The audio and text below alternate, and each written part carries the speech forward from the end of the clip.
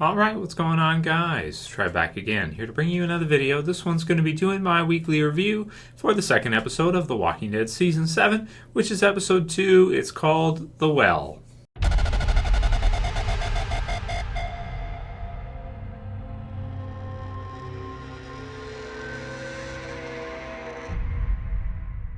And spoiler warning, as usual, if you guys have not seen this episode yet.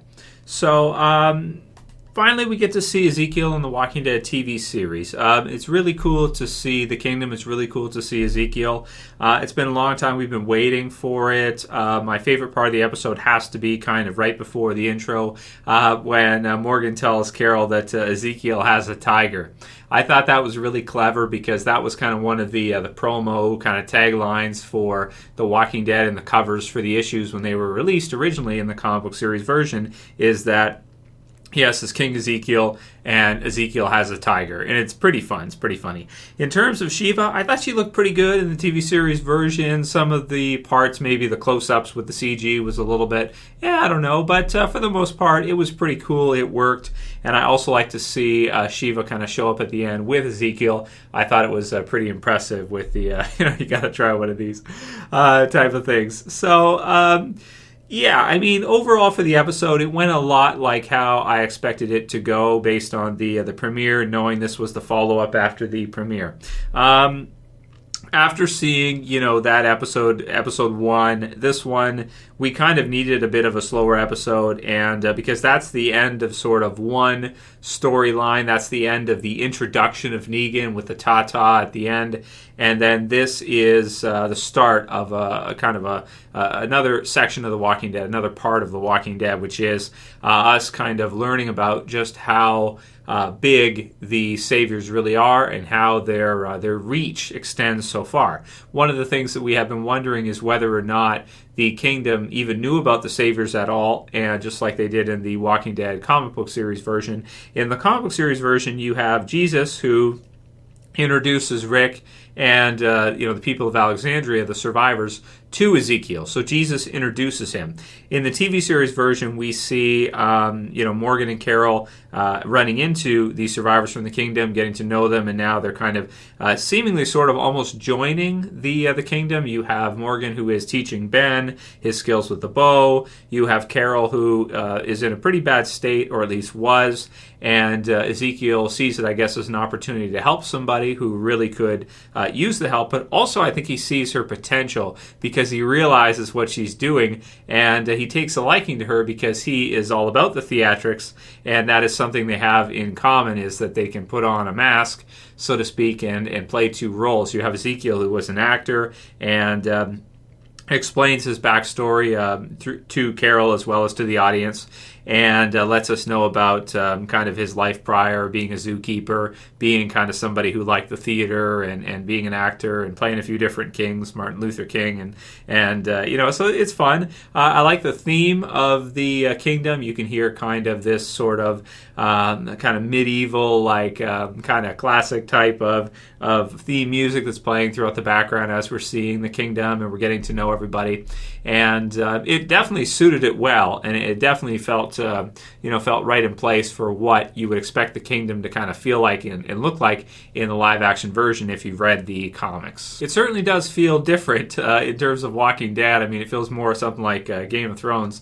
For example, when you see the kingdom, you see kind of like they have like a choir, but you have some of the newer items mixed in, like you have barrels and stuff that obviously you wouldn't have had back then in medieval times. But they get really into it. It's the culture of the kingdom that they kind of act this role, and you've got everybody. They're using like they've got the body armor and stuff, but they're using like swords and different weapons, bow and arrow, and the horses. I really like the intro when you see kind of different members of the kingdom and Richard, and they kind of roll up in there, or I guess instead of roll up, we could say with the horses, prance up or ride up and start smoking the zombies. There's some pretty cool ones. There's the one where the zombie gets decapitated, and that's a new feel for us to see like a group fight on horseback, which is kind of cool. So they've got the spears, and you've got Ben who's just trying to learn, and you've got Morgan who's just kind of getting to know them and everything. So it was a pretty cool feel. In terms of the overall kind of episode as a follow-up episode, it certainly is not the same kind of pacing that the premiere was. It certainly is quite a bit slower. Aside from a really great intro, and the rest of it's mainly character focused. You have character interactions between Carol and Ezekiel, maybe some kind of romantic relationship starting to form between them. You've got Morgan and how kind of he interacts with the people of the kingdom.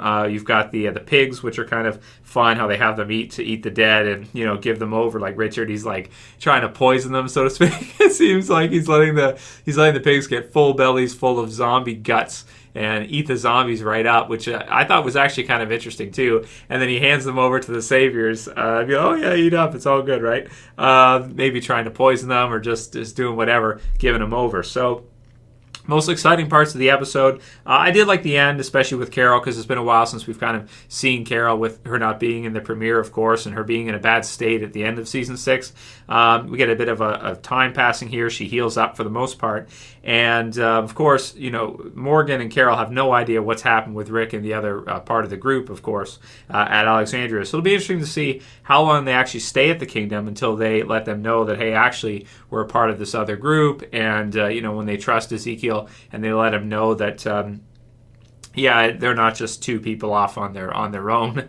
They actually have a secret too, and that they're part of this other community as well. So it'll be interesting to see when they finally return. They get updated. They find out what happened with the group and Negan and everybody. But you got to think that Morgan's a little bit worried because he knows that Rick and the others were planning on eradicating them, and now he sees saviors come and pick up food from the members of the kingdom. So he must be, they didn't address that in the episode, but he must be thinking like, oh shit, here it was Rick, they were going after them, right? He was going to go after them.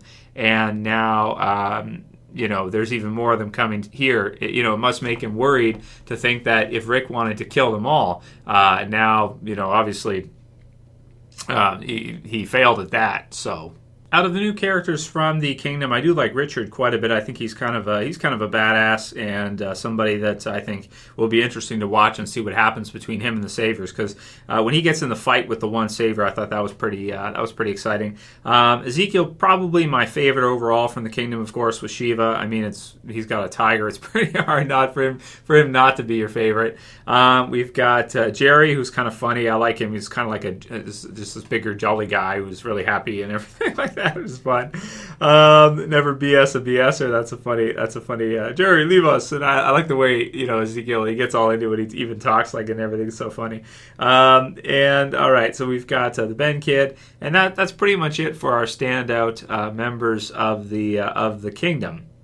I did also like when Ezekiel levels with Carol near the end, and he just kind of drops it. He starts speaking kind of his normal voice and everything, and he lets her know, and they have this understanding, and she doesn't care that that's what he's doing, and kind of keeping things from people, because he explains that people do want someone to follow, and they've kind of built him up to be this, so now he's just, as part of the culture, is kind of acting the part, so to speak. We have the mailbox where you've got Morgan, who it seems like he's marking it, and later he puts the thing down to symbolize no mail, no messages, nothing to be found. And then Carol kind of gets her own place, which is off, kind of separate from everybody else, so she can kind of be sort of alone, but Ezekiel kind of touches base with her at the end. So in terms of an episode overall, it's definitely a slower episode. There's no denying that. It's an okay episode for me. I'm going to give it a 7.8, just because it's got some really good things, like especially the beginning I think is really good. I like the way it kind of flashes between Carol. She's kind of losing it. She sees the zombies as the people before, which I thought was pretty clever. And the new characters are good and everything, and the setup with the Savers was pretty exciting at parts. But for the most of it, it's definitely a bit dry, I want to say, as an episode, and not necessarily because it's lacking in action or anything, but it just comes across with it being an entire episode of really just Carol and Morgan at the King kingdom and then kind of finding out these things about the kingdom. I would say definitely in terms of momentum, in terms of steam, it's a switch from what we've been going through from, the second half of season 6 after them meeting Jesus with the hilltop and everything, that fun kind of episode. All the way through until now has been really fast-paced and really intense. And then this episode is definitely a switch in terms of momentum, and it's something more like some of the slower episodes we've had, like the Morgan flashback and episodes like that. So it was okay. It was an okay episode for me.